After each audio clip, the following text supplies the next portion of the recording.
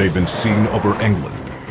This was not just a UFO sighting, it was essentially a security incident. The United States and Belgium. They were violating airspace rules. The Belgian Air Force had to do something about it. Massive triangular-shaped craft hovering in the skies. Thousands of people from around the world have seen them, but investigators don't know what they are. The triangular UFO mystery is a matter of national defense. We have large triangular platforms moving with impunity through controlled airspace. We seem to be at odds to come to terms with what they are, how they're being operated, or their point of origin.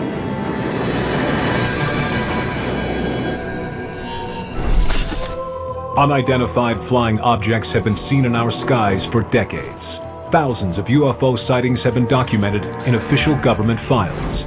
Most have logical, scientific explanations.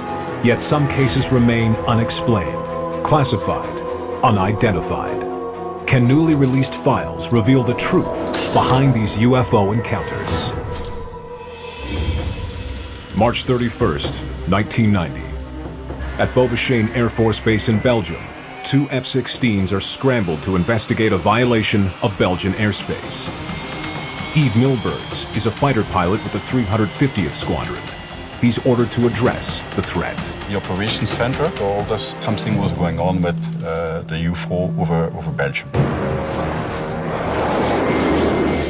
Captain Milbergs has been briefed with a description of the object they are looking for. It was a kind of object of triangular shape, okay, with lights on the edge, kind of dome on top, moving really slowly without noise, and sometimes accelerating very fast beyond supersonic speeds.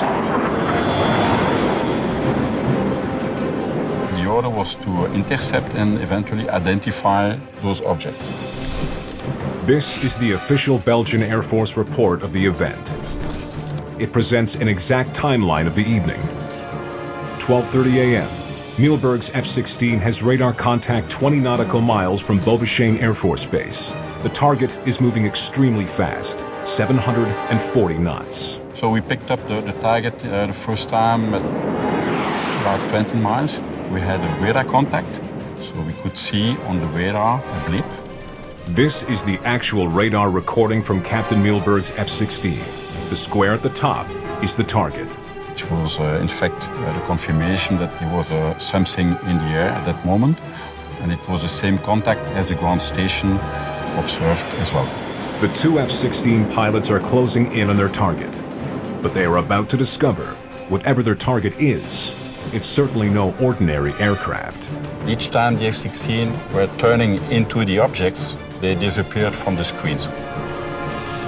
What exactly is Captain Milbergs tracking on his radar?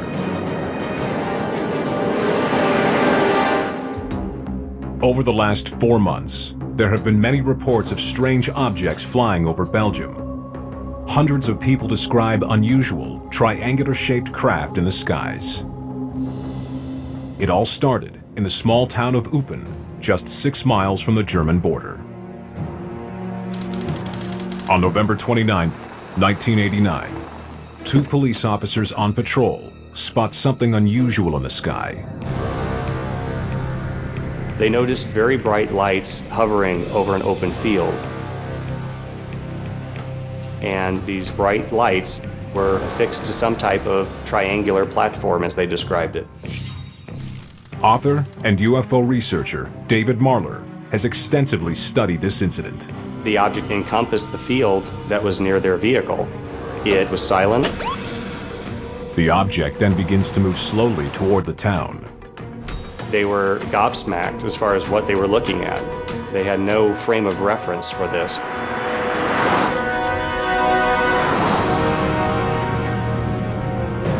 The initial 2 police officers who saw it light up the field, they followed it for a while. Author and investigative journalist Leslie Kane has interviewed many of the eyewitnesses who were involved. And it ended up over Lake Gillespie. They watched the thing for over an hour sitting above Lake Gillespie. And what they saw was something extraordinary. The craft was releasing a red light ball that was shooting out horizontally along the surface of the lake, and then it was pulling it back in.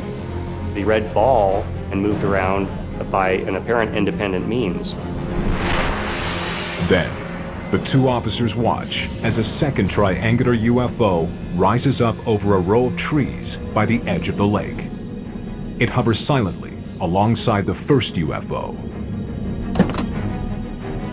They contacted the dispatcher in Yupon, and he laughed and said it might be Santa Claus, coming in to land. And they stated that we're not joking, this is something very serious.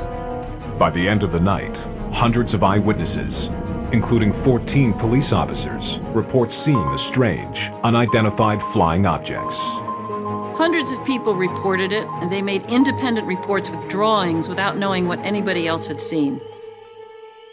Many of the witnesses, including the two police officers who followed the object to the lake, make drawings independently of one another. The triangular objects these drawings depict are strikingly similar. Over the past 30 years, more than 10,000 sightings have been reported in North America and Europe alone. Black, delta-shaped flying objects, all filed under one ominous name: black triangles.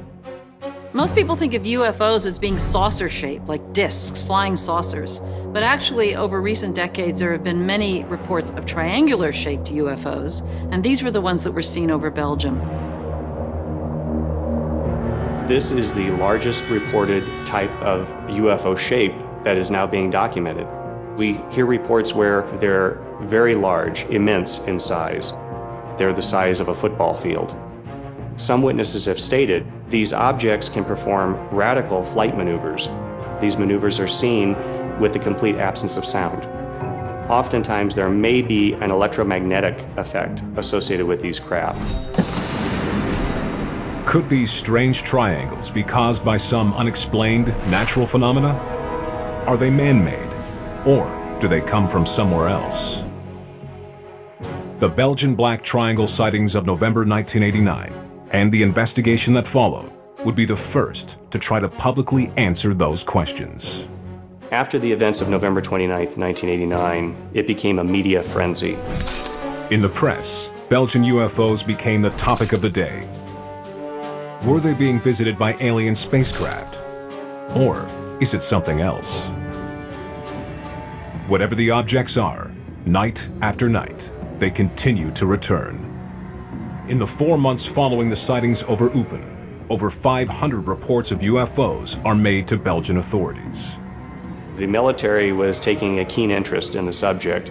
They obviously did not want to cause a panic, but at the same time, they weren't discounting these reports.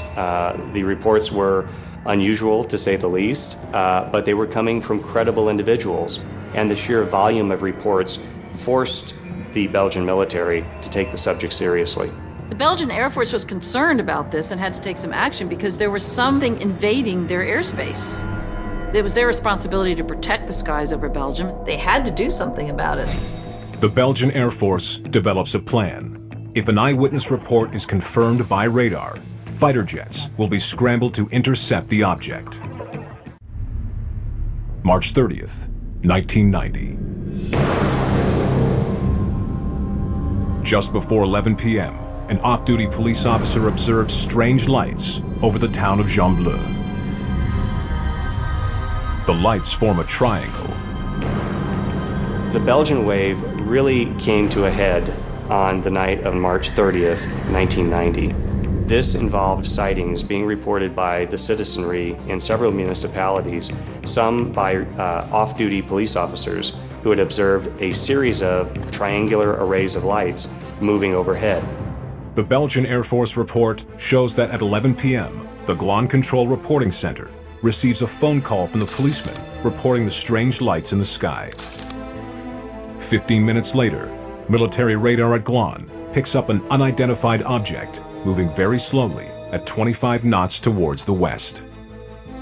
Then, radar at the primary Air Force Control Center confirms the target in the same position. Glon Control gives the order to scramble jets. Captain Yves Milbergs has located the UFO. His plane's radar shows it is only 7 nautical miles away. It was dark, there was no lights at the object, and we couldn't see anything. Relying only on their instruments, the 2 F-16 pilots moved to engage the target. If it's a breach of Belgian airspace by a foreign military, what Mielbergs does next could spark an international incident.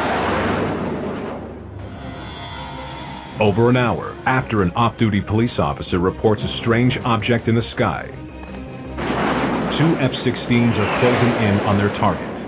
Captain Mielbergs has a radar lock-on. He's just about to intercept when the target suddenly appears to take evasive action. The target was rapidly reacting, changing heading and altitude and speeds. The apparent object begins to move at radical speeds around Captain Mielberg's radar screen. The performance of that object is really outstanding. We had speeds going from very low speed until supersonic speed, so it was quite difficult to intercept that target.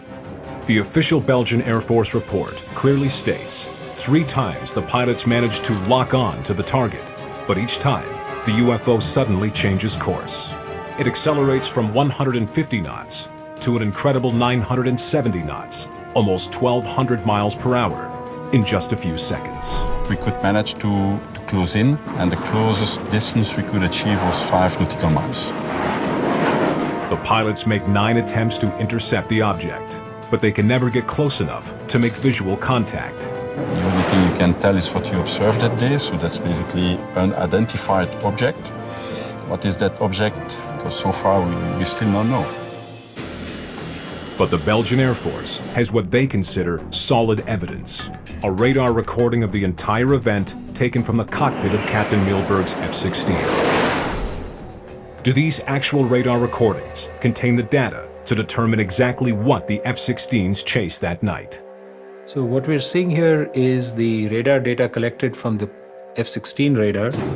Dr. Raviraj Advi specializes in radar signal processing. His first question was whether the radar recorded a meteorological event. I don't believe so, because this is not consistent with the profile of something that would be natural. Dr. Advi consults a graph containing the radar data. We see that the target falls down to about 6,000 feet, but then it rapidly gains height and then starts falling at an extremely rapid rate to the point where it almost crashes into the ground. At the same time, it's making incredible changes in speed. The speed jumps from about 175 knots to about 600 knots in less than a second. That is an insane acceleration that just doesn't seem physically possible. It does another jump right at the end. It's moving at 1,000 knots toward the ground. We haven't recovered any debris from any crashes, right? But it should have crashed. The extreme acceleration captured on the F-16's radar is beyond the performance of any known aircraft. But Dr. Advi doesn't believe this is an alien spacecraft. It is my feeling that this is a fake target created by an electronic countermeasure system to spoof this radar. This is a sophisticated type of radar jamming. This kind of technology is used by military defense applications. They are used to create false targets so that an enemy radar believes that there are many aircraft out there, while there are really none. The Belgian F-16s at that time carried the version of a Vietnam-era radar that was on the F-4. Bill Sweetman is an aviation writer and expert in top-secret military projects. So certainly not a sophisticated piece of equipment, not very resistant to jamming, not very resistant to deception. The ground-based radars are a little more powerful, they work in a different band, but jamming systems are designed to address all the bands, so they would be affected. If radar jamming caused the F-16s to chase a false target, then what were the thousands of Belgians actually seeing above their homes that night? Some of the skeptics have claimed that it was helicopters, the low level they were flying, and even what they looked like too. The lights on some helicopters are arranged in a triangular pattern. But the witness reports of the UFO's flight characteristics don't resemble the characteristics of a helicopter. Helicopters are noisy. These objects were completely silent. The other thing about the Belgian objects is that they would zoom off at the blink of an eye. Helicopters don't do that. The many eyewitnesses were adamant that whatever the object they had seen, was no helicopter. Evidence suggests that something physical flew over Belgian airspace.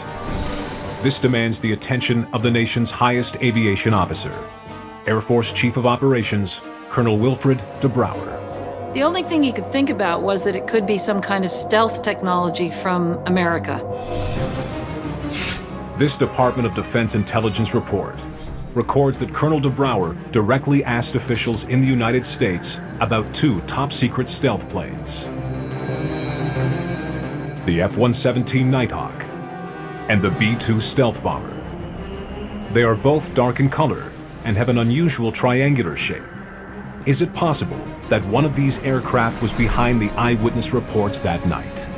He was informed very clearly that it was not. And this is written up in an official American document that the Americans informed him that it was not one of theirs. It's always a remote possibility that it's something that people see in the sky over Belgium. It's always possible that something like that could be a classified program under test.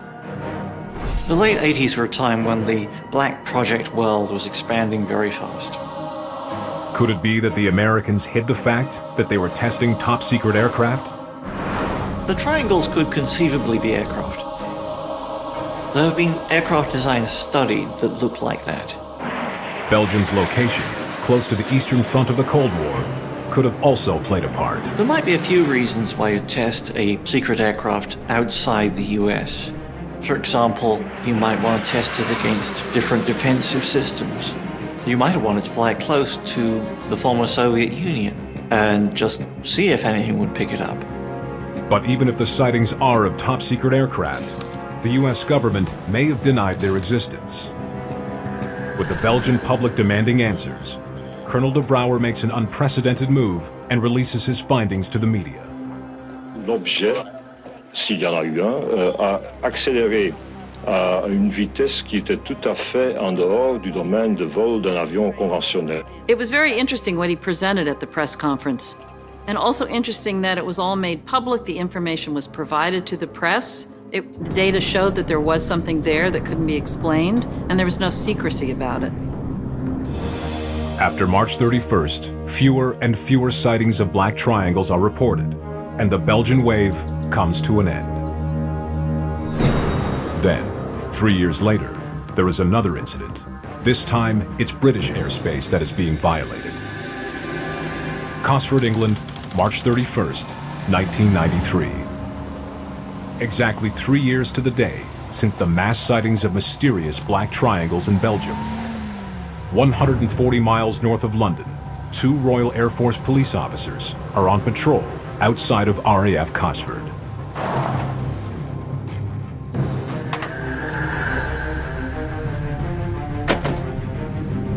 Patrol of Air Force police stopped their car, got out, and looked directly overhead. They saw 2 bright white lights, but they weren't able to ascertain whether or not they were separate objects or lights on the underside of a much bigger craft. The strange object is completely silent. The 2 corporals return immediately to base and file this report. The corporal's written report is the earliest account of the strange events of the night. Events which will come to be known as the Cosford incident. This is RAF Cosford, where the UFO sighting actually took place. In 1993, Nick Pope was part of the UFO investigation unit within the British Ministry of Defence. My job was to research and investigate all sightings reported to the Ministry of Defence to see if there was evidence of any potential threat to the United Kingdom. This is Pope's official Ministry of Defence report. It documents the most prolific wave of UFO sightings in British history. This sighting at Cosford really kick-started an investigation which was to bring in dozens and dozens of other reports, including sightings of large triangular-shaped craft. It isn't just military personnel who filed reports. 10 minutes after the sightings at RAF Cosford, something is seen 18 miles northeast of the base.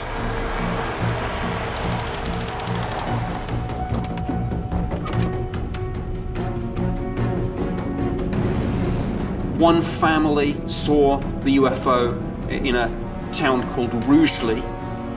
They got into their car, as I recall, and actually tried to chase this thing.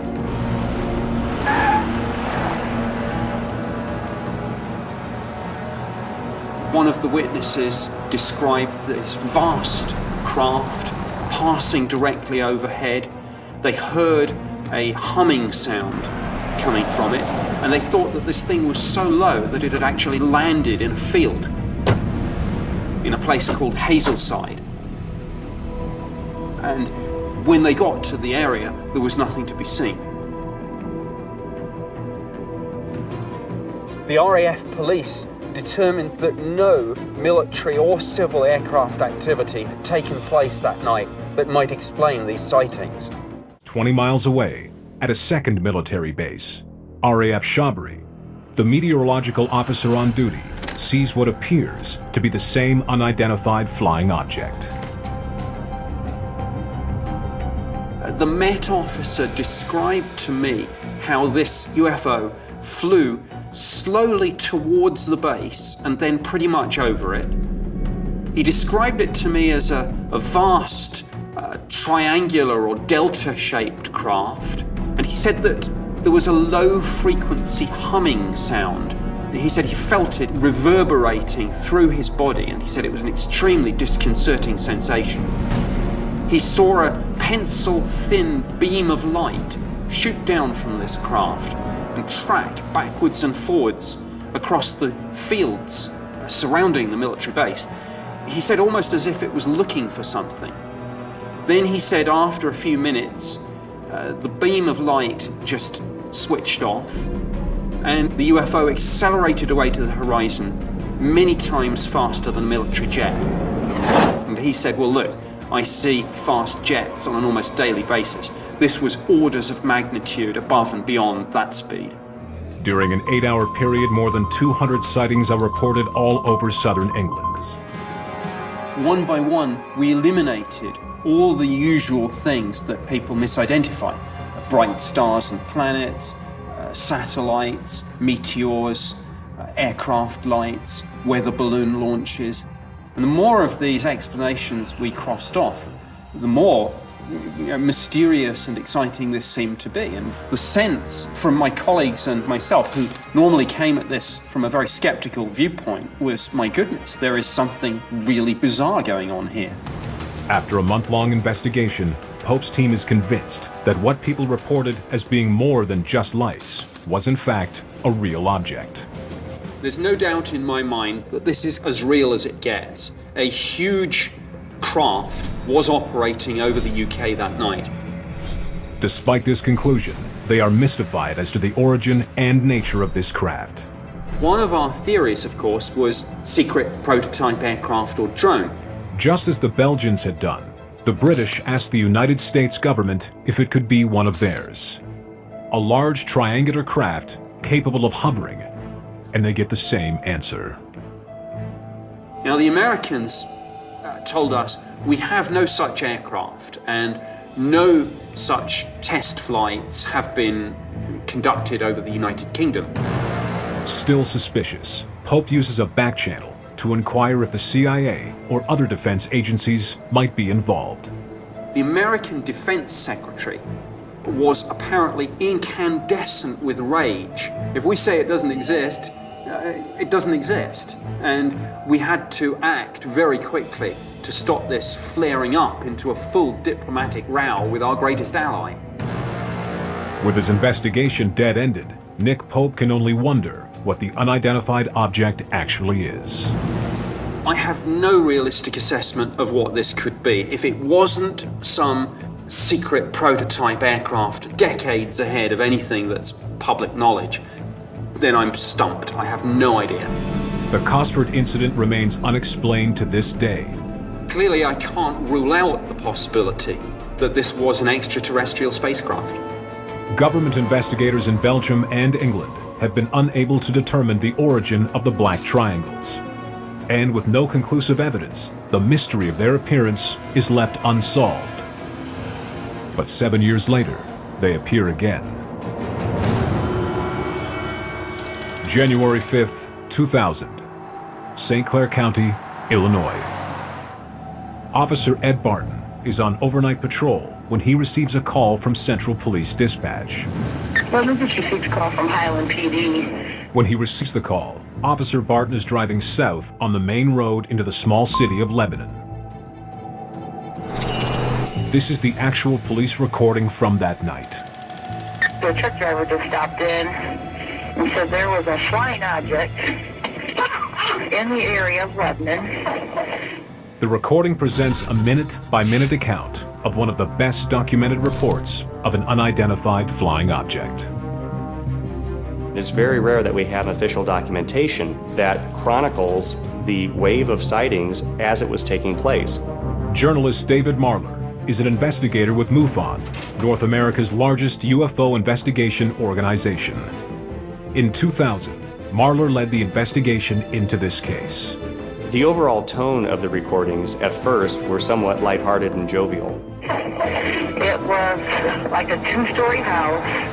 It had white lights and red blinking lights. Possibly, could you check the area?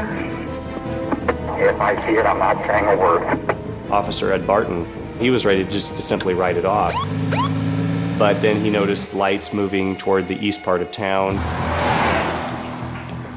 Upon closer approach, he realized that the lights were affixed to a large triangular object that was low altitude. To be advised, there's a very bright white light east of town. Also, there's maybe an aircraft. It doesn't look like an aircraft, though. In my personal investigation of the case, I spoke with Officer Ed Barton from Lebanon, Illinois.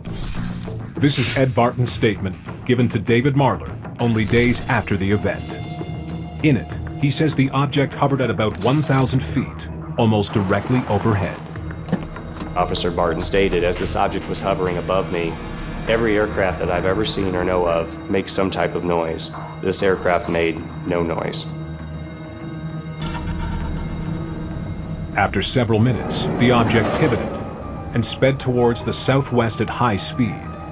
He wonders if it's some kind of experimental military craft. Would you contact Scott Air Force Base to see if there has anything flying in this area, please? Scott Air Force Base is only 3 miles away. Officer Barton believes it could be one of theirs. It's heading westbound now. It should be really close to Scott now. Matter of fact, if the Shiloh officer looks up, they can probably see it by now. The village of Shiloh is right next to Scott Air Force Base. At 4:24 a.m., Officer David Martin of the Shiloh Police Department responds to Barton's call. I see something, but I don't know what that is. But just as he finds the slow-moving object, it suddenly shoots away at high speed into the distance. 15 minutes later, outside the village of Millstadt, Officer Craig Stevens spots it. CENTCOM 6004. Go ahead. I've got that object inside also. Are you serious? It's huge. 6004, does it look like what does it look like to you? It's kind of V-shaped. Officer Craig Stevens manages to take a photo before the object disappears from view. But due to the freezing conditions, the Polaroid doesn't turn out. Although lights can be seen on the image, there's not enough detail to see what the object is. But with the sighting still fresh in his mind, Stevens makes these sketches for David Marler's report. The object's shape is distinctly triangular. 23 minutes later, in the village of Dupo, a fourth officer reports seeing the object. By plotting the 4 police sightings on a map, the object's flight path can be established. It travels 38 miles over a 1-hour period. Rare evidence of the movement of a UFO. The so-called Highland UFO makes headlines across the country, and like the Belgians and British before it, Marler begins with the obvious. I was mainly interested in seeing if the military was testing any type of experimental aircraft that might have been in the area. The fact that it was seen near a major military installation warranted that question. The estimated flight path of the alleged UFO shows it would have flown within 2 miles of Scott Air Force Base, a perfect position to be tracked on radar. The police and military refuse to comment. David Marler takes the investigation a step further. I filed a Freedom of Information Act request with Scott Air Force Base, and I have the official documentation as a result. In a letter dated January 19, 2000, 2 weeks after the event, the commander of Scott Air Force Base responds to Marler's questions. They came back and stated negative, that they had no military aircraft in the area. They weren't testing or supporting the test of any vehicle in the area at that time. But when Marler requests the radar data, he gets a response he isn't expecting. They stated that at the time of the UFO sighting, their radar systems were down. They were not operating. It's a surprising twist, especially when the radar data could be hard evidence of a UFO. But this doesn't stop Marler's investigation. He still wants to know what the 4 police officers witnessed in the sky. Initially, I thought it was military in origin. It seemed to be the most practical explanation. But when we look at the eyewitness testimony, when we look at the description of this large triangular UFO, it bears striking similarities to Belgium, to Cosford. And at this point, we have to look at this information and come away with the fact that these witnesses are essentially describing the same type of object, if not the same object. Bill Sweetman also sees a link between the objects. There are conceivable aircraft that would account for some of the phenomena that people have described as black triangles, would account for some of the things seen at Cosford, some of the things seen in Belgium. But most of what has gone on in the black world, we really don't know anything about. Most top-secret projects tested in the 1980s and 90s have not been declassified. Marler's source for UFO research is the Air Force itself. From 1947 to 1969, the U.S. Air Force investigates thousands of UFO sightings. It begins with Project Sign, which is followed by Project Grudge. It officially becomes known as Project Blue Book in 1952. The 3 projects comprise the largest scientific study of UFOs ever undertaken. This was an extensive collection of over 12,000 reports that the United States Air Force investigated, collated, and analyzed. The United States Air Force is constantly on the alert 24 hours a day. We're interested in anything that flies in our atmosphere. Project Blue Book's objectives are to scientifically analyze UFO data and determine whether UFOs pose a threat to national security. Of the more than 12,000 Air Force Blue Book UFO sightings, most are explained as birds, planes, stars, or clouds. 6% have no conventional explanation, and the Air Force classifies them as unidentified. One file is known as Incident 398, a triangular UFO sighting in Baltimore on June 29, 1949. The primary witness was an art student. He was also a former United States Air Force tech sergeant and World War II veteran, so he was familiar with aircraft. At 6:30 p.m., a witness spots something moving through the clouds. He thinks it may be an aircraft, but not like anything he saw during the war. He noticed not 1, not 2, not 3, but numerous triangular UFOs during daylight hours, flying around almost as if in a swarm, moving back and forth in and out of the clouds. In the Project Blue Book file, he clearly states, there were approximately 15 to 20 V-shaped objects flying in circular formation. They didn't appear to have engines, landing gear, or conventional aircraft construction. They were black. They appeared to be extremely maneuverable and capable of a terrific rate of speed. These triangular UFOs exhibited unusual flight characteristics in the sense that they were darting about, moving in and out of the clouds. Over a 2-hour period, the man's neighbors also witnessed the same strange objects. The witnesses even stated we couldn't determine how many there were because they were moving about, bustling around like bees. But when visible, they could clearly discern a triangular shape. Being an art student, the witness immediately sketches what he saw, making a special point to highlight the shape of the unidentified craft, triangular. The witness contacts the United States Air Force to report the unusual sighting. He says he has observed airplanes from a distance and birds in flight many times. He has never seen anything like this before in his life. This is the actual sketch the witness drew. Air Force investigators determine the objects are not detected by radar, nor are they seen by any pilots flying in the vicinity. Thanks for your time. If not birds or conventional aircraft, what could they be? When we look at 1949, we can look back now with a fair degree of certainty and know what was the cutting-edge technology of the time, since everything at that time has been declassified. It turns out, there is a top-secret program at the time that may fit the Baltimore case. The Northrop YB-49, or Flying Wing. Could this have been what the eyewitnesses saw? In 1949, Northrop had been testing the Flying Wing aircraft in various forms for a couple of years. And that was an extraordinary looking aircraft for the era. It still is, really. However, Bill Sweetman doesn't believe the Northrop Flying Wing could have been what the many eyewitnesses saw that day. The Flying Wing was not a very maneuverable aircraft. Any hard maneuvering would cause the aircraft to fall out of the sky. It's an aircraft you had to fly very carefully even then.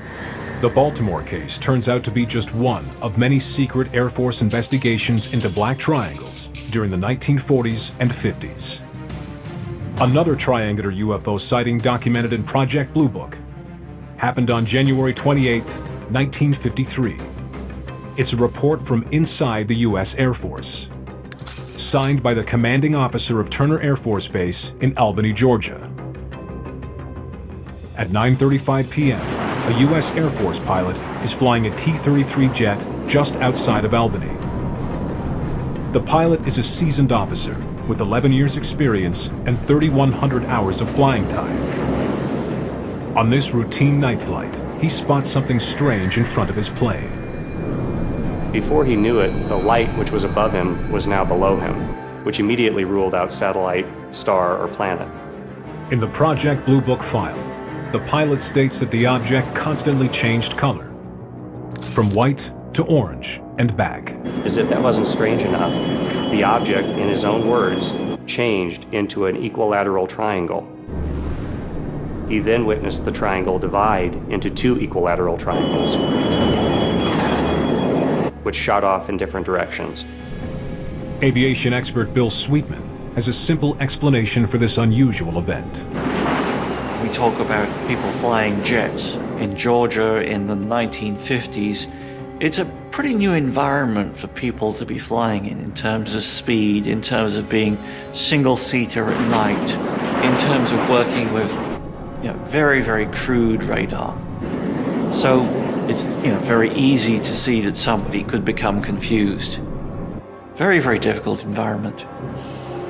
But the official evidence in this case suggests something else. The Project Blue Book file reveals that at the time of the pilot's sighting, the Albany airport had radar contact with the object. Evidence that this may not have been a hallucination. But despite the radar contact, the Air Force investigators reach a conclusion that surprises David Marler. The Albany, Georgia case was concluded to be the planet Venus, a visual sighting of the planet Venus, which really stretches the imagination when you look at the fact that the pilot was able to see Venus below him.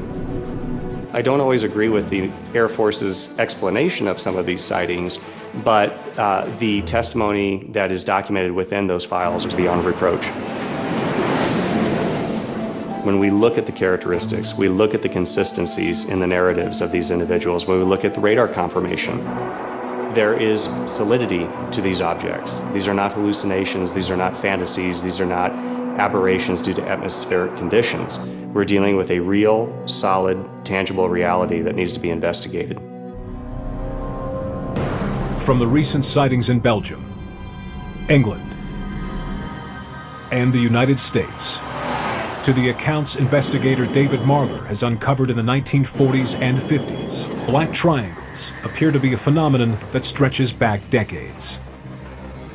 Marler's investigation leads him further into the past. in doing a comprehensive review of newspaper archives. I started coming across cases dating back further and further, and then finding other documentation of cases going back to the late 19th century. It really begs the question, what are we dealing with here? The most prestigious scientific journals of the 19th century contain numerous reports of strange, black triangular objects in the sky. This is decades before the first planes ever flew. The earliest account I have is 1882, that was observed and documented in Scientific American. July 3rd, 1882, Lebanon, Connecticut. Two astronomers making observations of the moon witness a strange sight.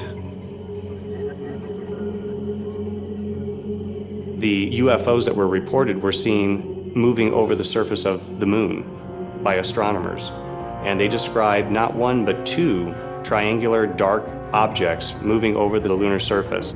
The astronomers' report states they see two black triangular notches on the lower half of the moon. They move toward each other along the moon's edge and seem to be obliterating nearly a quarter of its surface. In the report, they offer no suggestion as to what these triangular objects could be. This is one of the earliest reports of a triangular UFO. It predates manned flight by over 2 decades. And there are more reports. In the scientific journal Nature, a writer describes seeing a stationary dark patch in the sky. It is fan-shaped and held its position for more than half an hour. Marler's investigation uncovers reports from all around the world. Flying triangles capable of controlled flight and able to ascend high into the clouds. The descriptions of black triangles in the 19th century are similar to the descriptions in modern times. Are they describing the same object? You can look at cases from the late 1800s, 1940s, 1980s, 2011, and they're consistent. There doesn't appear to be an evolution in technology as we would have it with man-made technology. When you look at the last 60 years of aviation development, you see an evolution in the technology.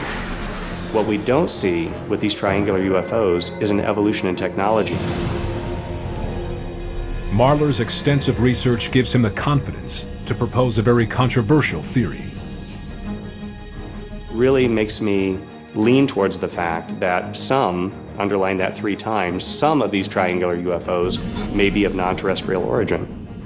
For Leslie Kane, the issue of black triangles comes down to 2 options. What they're left with was either the very remote possibility that it was some kind of advanced, super secret technology that some other country had developed. The other option is that it was something extraterrestrial. Bill Sweetman believes there could be a much simpler answer to the phenomena. I think the most likely explanation for most unidentified flying object sightings is that people saw something that wasn't really there. With even the U.S. Air Force officially declaring over 700 cases unidentified within Project Blue Book, it's clear that the UFO mystery will be difficult to solve. As an investigator, I'm delving into it. I'm trying to gain additional information in the hope that one day we will have answers. An unsolved UFO case is rather like an unsolved crime. So I'm skeptical that we'll ever get a definitive explanation of this, but of course I hope that some new information does come to light and we finally solve the mystery. The official documents and files provide supporting evidence that triangular UFOs have been seen over the past decades, if not centuries. Are the sightings simply mistaken identity? Top secret military aircraft? Or are they literally something from another world? Case study: Black Triangles remains unresolved.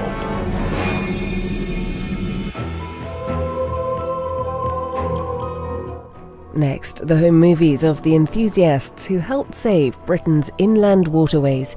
Gina McKee narrates the golden age of canals here on Yesterday.